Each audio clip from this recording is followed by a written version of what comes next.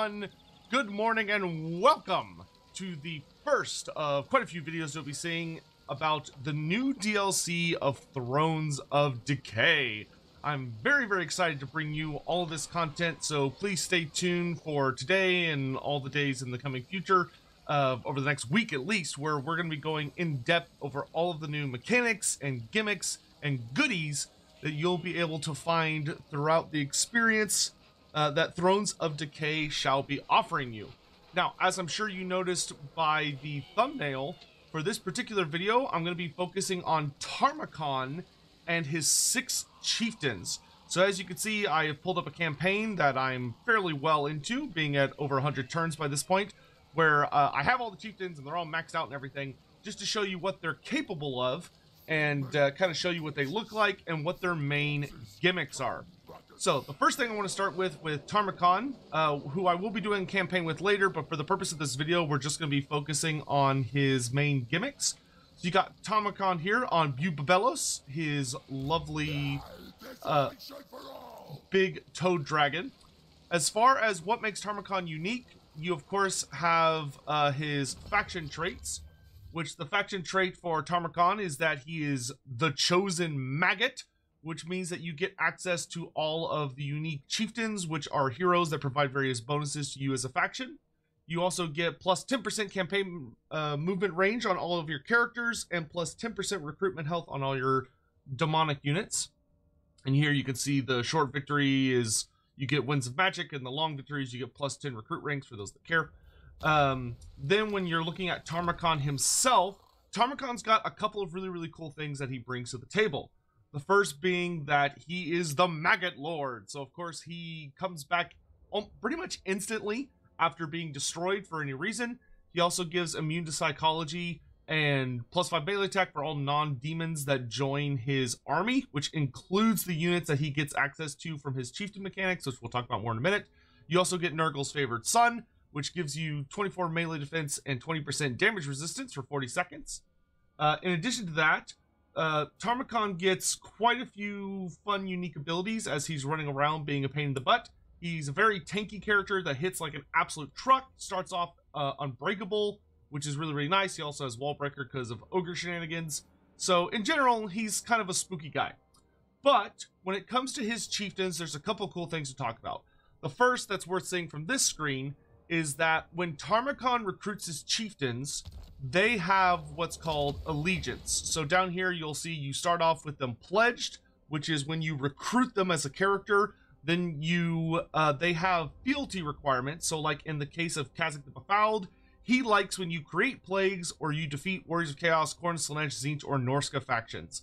And as you do that, you will earn points that will progressively make him go towards aligned, then committed, then devoted.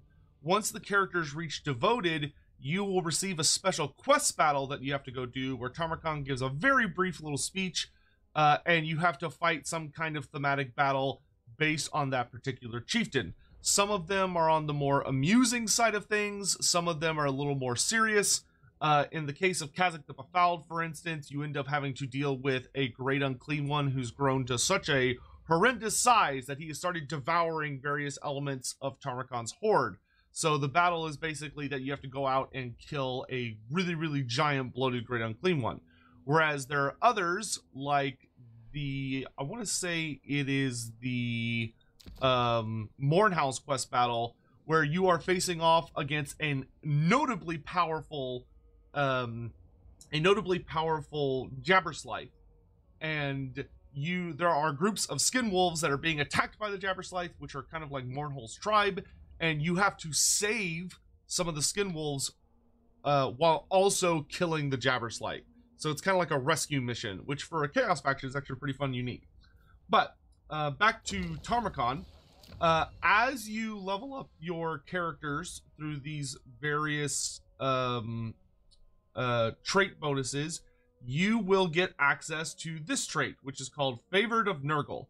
And Favored of Nurgle, the second you get your first one, starts off by giving you a 5% ward save. The first time you get one of them to the second tier, it goes up to a 10% ward save. Then the first time you get one of them up to a third tier, it upgrades to Bringer of Desolation, which gives you a 15% ward save and gives you the Pendiminicium,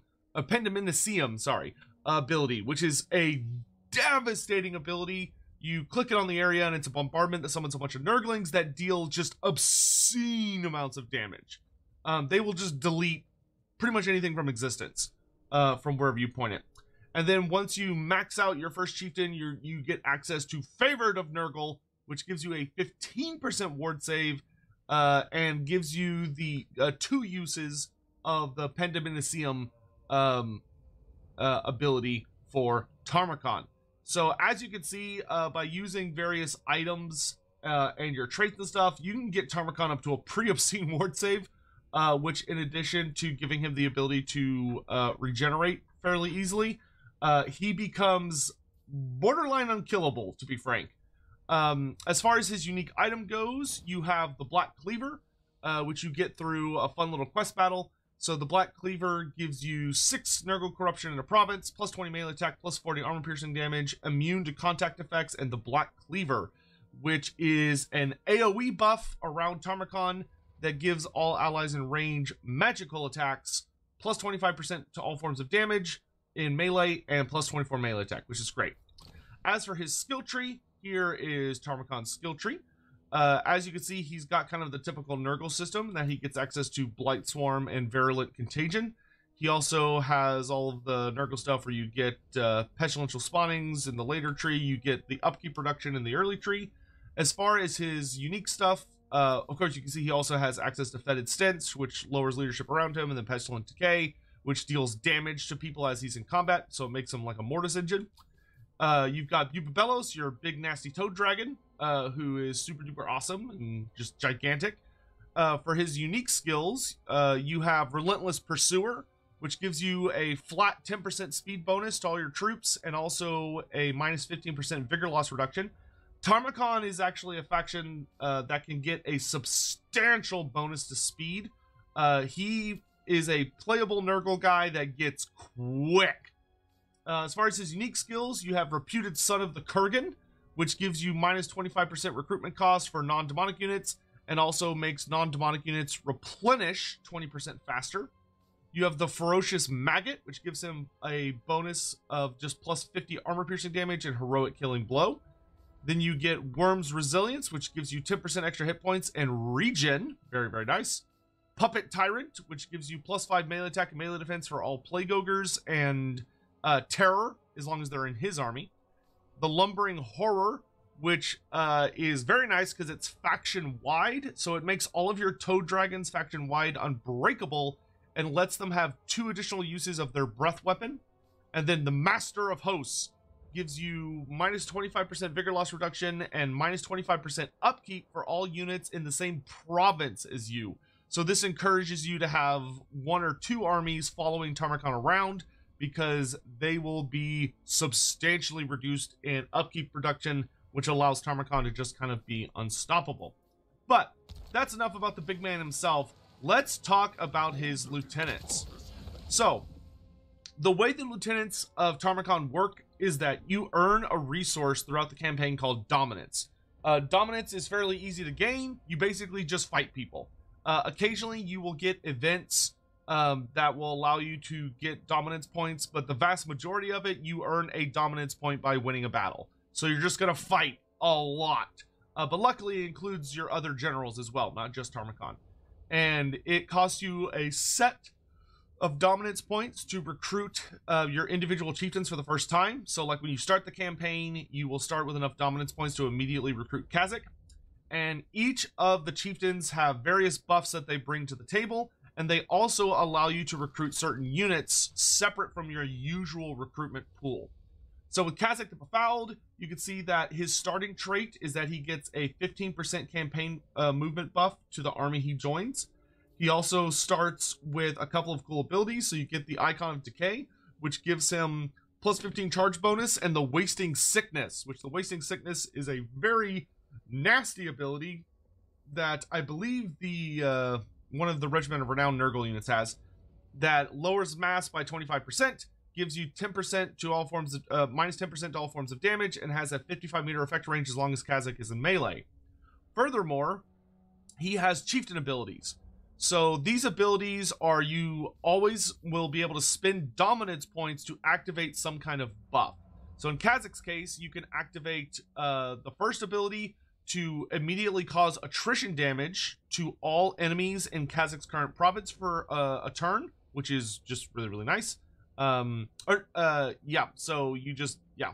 But it's where Kazac's army is. So many of these abilities will require the chieftains to join an army, and the army they join will benefit from whatever gimmicks they have. His other one, which does not require him to join an army, but is just a powerful ability, is Befoulment's Wake, which allows, increases the chances of plague spreading for all of your armies by 20%, which is very, very, very, very good, because with the new Nurgle plague system, you're really going to be firing off plagues like crazy whenever you can, and you're going to want lots and lots of plague goodies. Then he gives you access to Chaos Chariots of Nurgle, Rot Knights, and Toad Dragons outside of the usual recruitment system. So you can see here, I could spend dominance points to pick up a unit of Rot Knights, and by doing so, if I go to one of my armies that's scattered around the world, you know, Tamurkhan's better, I can go into my Recruit Chieftains unit panel here, and it has all of the units that are possible to recruit from the new Chieftain mechanic. And if I were to recruit one of these units, you can see that I get the chevron bonuses where appropriate, depending on the various buffs that I have active, and it just increases the amount of units that you have access to recruit, which is really, really nice. And when you're playing with Nurgle, if we just get rid of like a random Plague Bearer unit here and move him here, you can see that, so I've got all these units which allow me to have a lot of units that are a little different than what you normally would. But even if I want a unit of Rot Knights, this allows me to pick up a unit of Rot Knights, and they come in at full health, which is really nice, because normally when I recruit a unit, so if I recruit like a normal unit here, I love them regardless. They come in damaged, because Nurgle's mechanic is that there's a recruitment health kind of like penalty, but you get to ignore that with the chieftain specific units, which is really, really nice. So the next chieftain that we'll take a look at is Kargan the Crazed.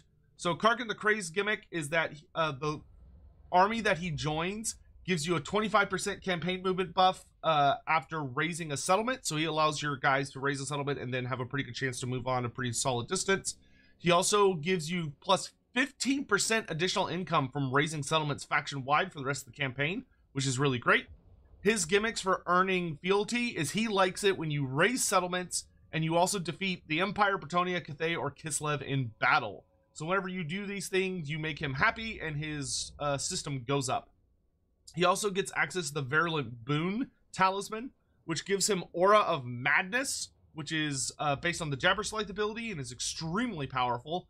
So this makes it where as long as enemies are in melee with him and they're within 35 meters and have less than 50% of their leadership, they take damage per second, which is very, very gross. He also has Witness Me, which is that when he goes below half health, he gains a 40% ward save for the rest of the battle, which is absolutely freaking insane. And we'll talk more about what else Kargan brings to the table in a minute. For the units that he provides, he gives you access to undivided units of chaos. So you get the Aspiring Champions, Hell Cannons, and the Dragon Ogre Shaggots. Furthermore, for his chieftain abilities, you get Mind Over Muscle, which makes it so that when you activate this, the army that Kargan has joined will get Perfect Vigor for a while, which is very, very nice. Then you also have March of the Crazed. And what March of the Crazed does is it makes it where Kargan's current army immediately refills its campaign movement. So in this particular campaign, I made the error, and you'll see why later, of using him more as a hero, as like an agent, as opposed to a in-battle character, because I had him around just spamming assault units and assassinate all over the place, which he was very good at. But there was something I didn't realize about him, which I'll show off in just a minute. Next, we have Ketzak Findrak, and he's a very fun character. So he's a pretty powerful wizard that also has a focus on Famir units. For his big starting trait that he brings you, you get plus 15% income from sacking settlements faction-wide, and he gives an additional 5 Winds of Magic reserve to the army he joins, which is great. His unique talisman is the Sigil of Madness, which makes him cause terror, and also makes it where his Winds of Magic overcast is 25% cheaper than it normally would be. He's a pretty powerful wizard. For his fealty, he really likes when you research technologies and when you defeat any elven factions in battle. So because he actually benefits well from the tech tree, he makes for a pretty decent early game starting one of your guys, especially because he's a wizard, which is nice. The units he gives you access to are familiar warriors with great weapons, and then the Chaos Frost Dragon. As for his unique big benefits here, he has some pretty spicy ones. So this one is extremely powerful, which is that if Quetzalcoatl Findarak joins an army, you can unleash Storm of the Fens, which makes it where all armies in the same province as Quetzal's army have their campaign movement reduced by 100%. So it basically makes it where enemy armies just can't move. They're frozen in place, which is super duper nasty. Then you get Dirax's Dirge, which allows you to get the Dance of Despair Uber spell from the Storm of Chaos or Storm of Magic system as an active ability for his current army. So it's just a really, really powerful buff that you're able to unleash and just wreak havoc with.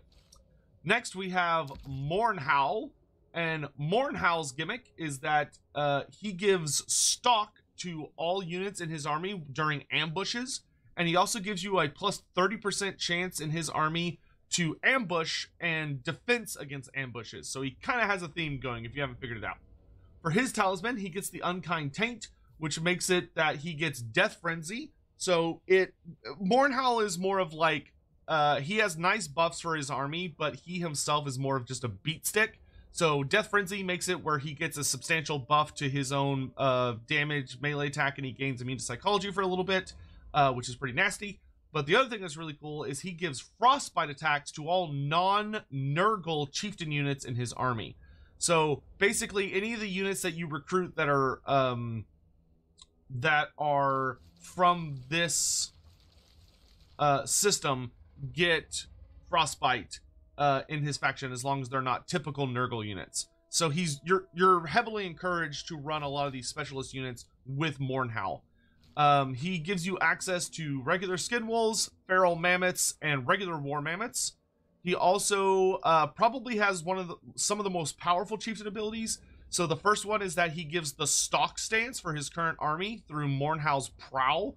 So this obviously makes it where Mournhowl's army act like Skaven, where you can launch an attack against an enemy and it counts as an ambush, which is very, very powerful.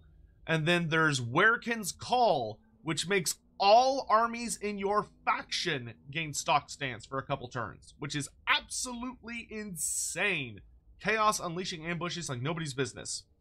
Next up, we have Grukmar Threehorn, who's quite fun. So he gives you, he makes it where his army causes Nurgle corruption when in raiding stance, and he also gives you 15% additional income from raiding faction-wide. He's got the Reeking Talisman, which grants him the Savage Dominion spell, so he can immediately start summoning Cygors from turn 1 when you summon him. And he also gives you 10% spell resistance to your army. Oh, I forgot to say, Mournhowl likes it when you spend turns raiding and you defeat Lizardmen, Ogres, Beastmen, or Chaos Dwarfs in battle. Grukmar really likes it when you purchase new chieftain units, so when you're buying lots of these units, that makes him really happy. He also likes when you defeat the undead. The units he gives you are Centaurs with throwing axes, the Cygor, and the Gorgon. And then his unique abilities, you have Paths of the Threehorn, which gives the army Grukmar has joined the Beast Path stance, which is like an underway stance. And then he also has Grukmar's Missive, which gives the Beast Path stance to all of your armies. So he's very, very good if you're traveling over mountains or other areas where there's a lot of like impassable terrain or little like oceans or rivers in the way, because you could just skip all of it by using Grukmar's ability. Then last but certainly not least, we have Ezar Doombolt, who has he gives you 15% additional income from looting. He gives +2 recruitment rank for all chieftain units faction wide. He has the Cursed Yeti Jawbone, which gives +15% missile strength to all units in his army and +20% explosive missile damage for himself. He really, really likes when you loot settlements and defeat Skaven, Greenskins, or Dwarfs. and he gives you access to Chaos Dwarf Blunderbusses, Chaos Dwarf Infernal Fire Glaives, and the Dreadquake Mortar. And for his unique abilities, you get favors from the Convoys, which gives him the ability to replenish his army even when you're deep in enemy territory. And then you have Castellan's Diktat, which just replenishes his army all the way back to full health. So you may be salivating at the mouth, going, wow, this looks super duper amazing. Well, what if I told you there's more? So you have, for instance, with Khazak the Befouled, he is also, in addition to just being one of your chieftains, he's a full-on legendary hero. But for his traits, you get Resilience, which is just his unique starting trait, which gives him a 5% ward save, plus 10% speed, and 10% weapon strength. He also has access to Contagion when he starts with you. So you'll notice that the unique traits I was showing you with them earlier, they start much lower. So when you look on the fealty here, when you Khazak, his starting trait gives you a smaller bonus to your movement speed. So he gets plus 5% campaign movement, but as he goes up in fealty, it gets bigger and bigger and bigger. So now, because he's all the way devoted, he's giving me plus 20% campaign movement, which is really nice. He also has a unique item that he starts with that's unique to him. So the icon is because he is Tamurkhan's lieutenant, but the Sword of Filth is you get on him regardless of what campaign you're playing. So the Sword of Filth gives him plus 3 Nurgle Corruption, plus 6 melee attack, magical attacks, plus 20% armor piercing damage, and the Sword of Filth, which gives him a disease he can unleash on the battlefield every 2 minutes that spreads like a disease to up to 5 different enemy units, and it lowers their melee defense and armor by 24 and 30 respectively for 20 seconds, which is really nice. For his skill tree, Khazak is pretty damn nasty. So he has a pretty typical initial damage tree here, though he does get Heroic Killing Blow in the middle of it instead of Foe Seeker. For his, and then he's got training, spread control, and such. For his unique gimmicks, he starts on a Rot Beast and you can't take him off. He has to be mounted at all times. He gets access to an ability called Ultimate Riders. Ultimate Riders is very strong. It gives all allies near Khazak when he's charging. It gives all allies 20% acceleration, 10% speed, 10% charge bonus, and removes charge defense versus large, which is horrifying. So you just put him with a bunch of Rot Beast Knights, or Beasts of Nurgle, or Great Unclean Ones, or just something big. Plague Ogres, and when he charges, he gets rid of charge defense versus large to all enemies within 55 meters. So you could just laugh at those units of spearmen and dwarfs and other things. Obviously, if they have expert charge defense, they'll still hold out against you. But regular charge defense, they're in trouble. He then gets twisted by Nurgle, which lowers attrition damage suffered by his army and also generates even more Nurgle corruption. You then have his unique tree here. So body mass gives him plus 10% mass and 10% hit points. Slaughter them all gives you plus 5 melee attack, plus 20% weapon strength. Self-preservation gives you plus 12 armor, plus 8 melee defense. Relentless Assault is another plus 10% speed, plus 20 charge bonus. And you can see here, Khazak is fast as fuck. He's at 116 speed in my campaign, which is bonkers. Contagious, this is very, very good. It makes plague durations last 1 turn longer in Khazak's province, and also gives him a plus 10% chance of spreading plagues. And Indomitable makes him unbreakable and gives him Corrupted Flesh as a passive, which Corrupted Flesh makes it where if he's above 75% health, he gets a 20% bonus ward save, which is really sexy. Then he has this tree down here, so you have Faster and Harder, which gives all units in your army plus 15% charge bonus and another plus 10% speed, fast boy.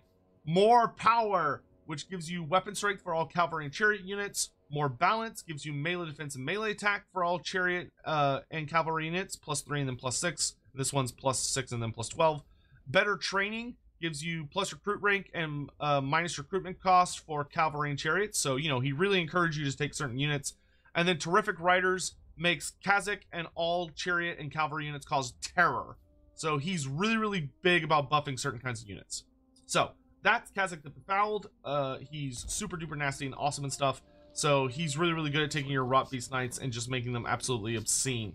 For the regiments around, because we'll just look at them as we're kind of passing, You have the Rotting Riders, which the Rotting Riders' big gimmick is that on top of being just absolutely insanely powerful like the other Rot Knights, which you'll notice that because of Kha'Zix's buffs, I have them at 98 speed, which is horrendously fast. But their big thing is they have the Blessing of the Fly Lord, which is that until their leadership is broken, they have a 15% permanent ward save, which is very, very strong. So let's go check in on our other chieftains to see what they offer to the battlefield. So we have Quetzak Fimdrak. So like you saw earlier, he gives you additional income from sacking. It starts at 5% and then works its way up to 20%.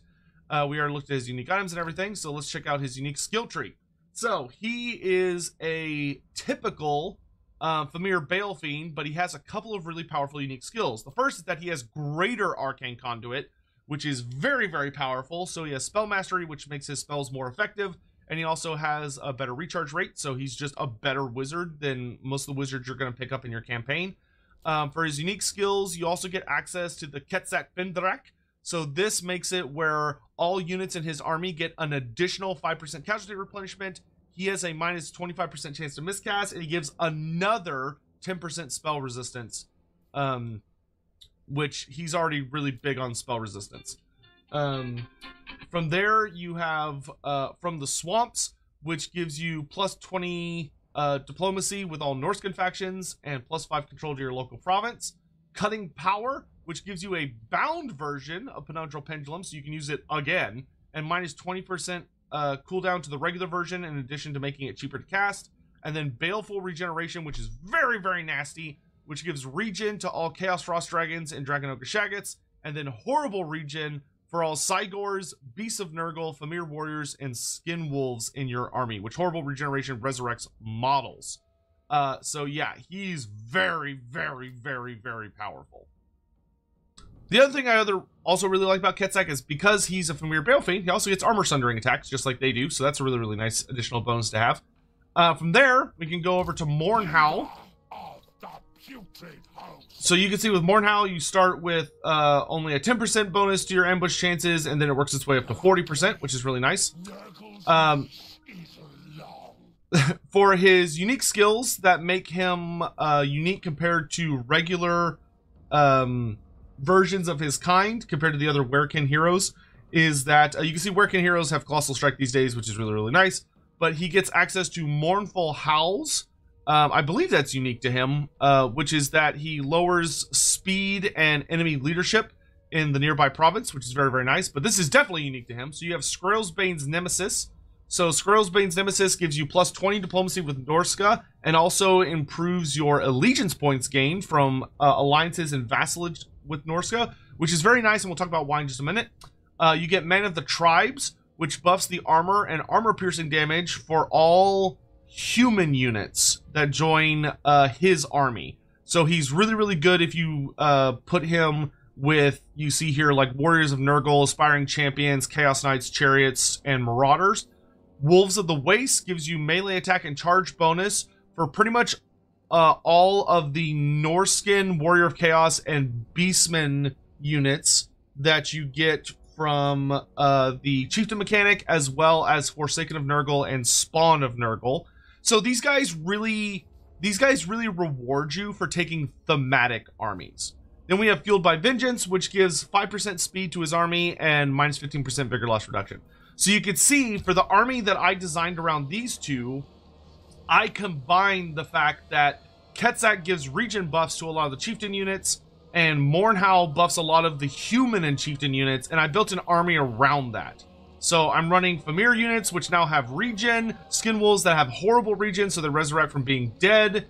I've got the Frost Dragon, which also gets regen. I've got the Dragon Ogre Shaggots, which also get regen now, and they're getting the additional buffs from Mournhowl as well. Then I'm running one of the Toad Dragons, which is made unbreakable by Tamurkhan's skill, and then I've got a bunch of humans, which are getting some sexy buffs from Mournhowl. So, but one of the cool things that you can do is that your armies have a limit on how many Chieftain units you can have in them. So, for instance, if we go look at my Great Unclean One here, he can have up to 8 of Chieftain units in your army.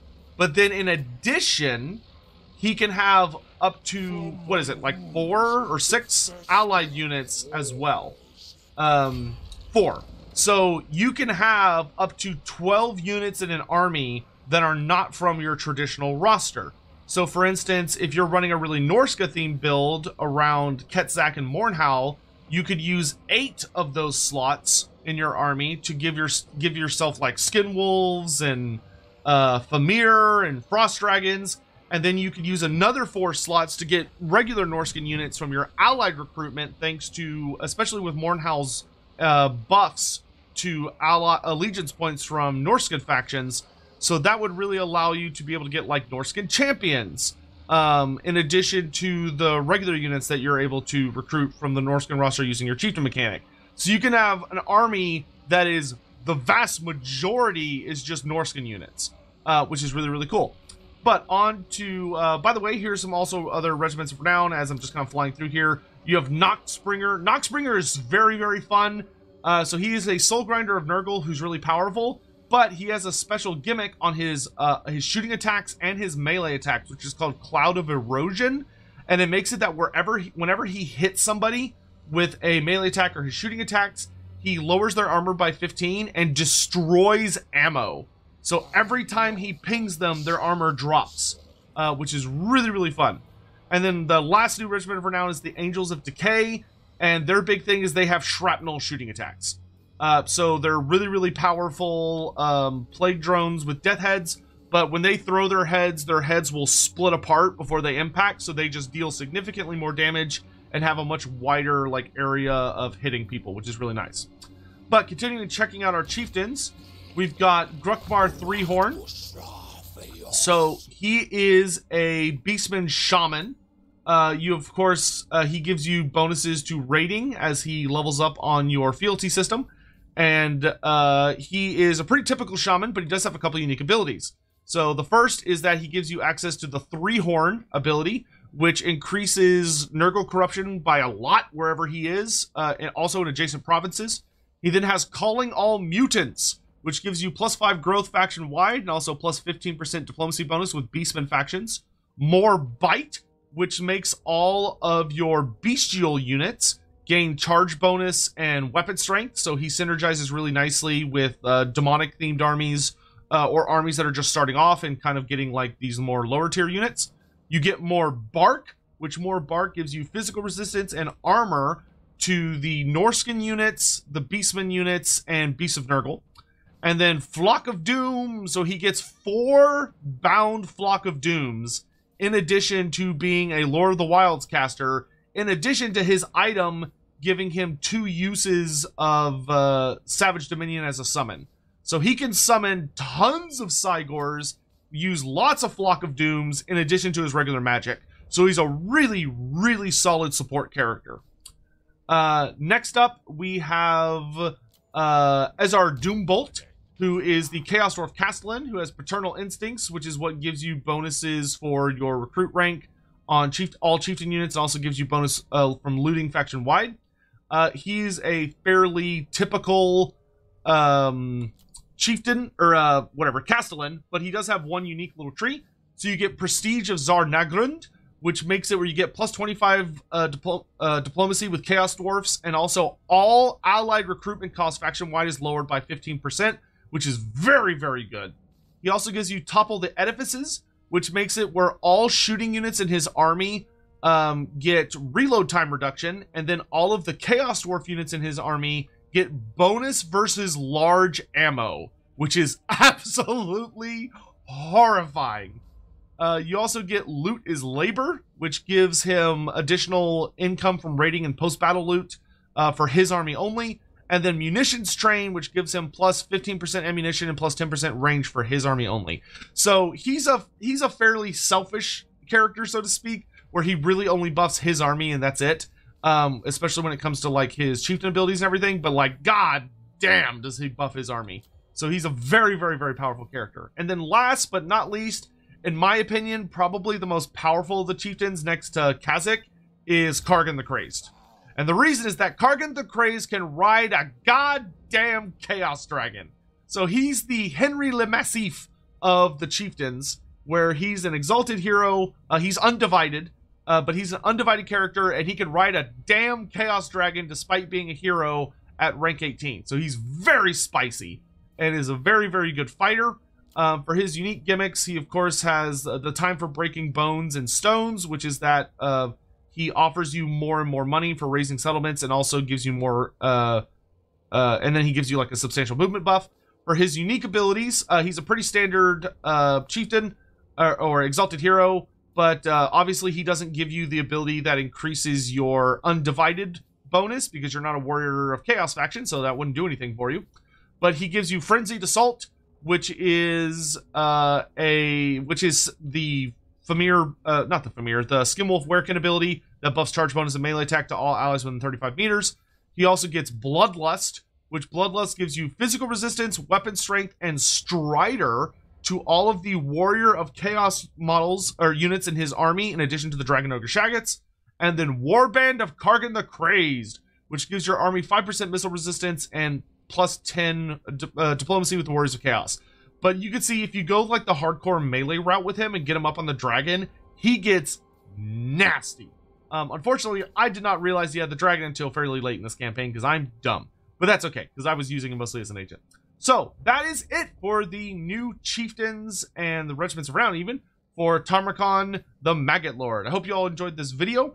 I'm going to go ahead and get out of here because there's lots more to do. I will have a video, at least one video coming out every day covering all the new systems and mechanics and everything. So I hope you're looking forward to it. We'll be messing around with Elspeth tomorrow. And of course, I will be streaming, by the time you're watching this, I will be streaming Malachi Makaisen right now. Or if this is in the past, or then you'll see a stream on my channel that you can go watch. Though, of course, he will have his own dedicated video as well. So thank you all for watching. Please let me know what you think of Tamurkhan's chieftains down below. I will say I can't help it. Every time I see this mechanic, there's a part of my brain that just goes, Nagash, Nagash, Nagash, because I feel like this would be such a good mechanic for Nagash to just let him have like a bunch of weird characters from the different undead factions. But yeah, I absolutely love this mechanic. It's very, very fun and allows you to design some really interesting and bizarre armies. But yeah, let me know what you think, and I'll see you guys next time. Thanks for watching. Bye.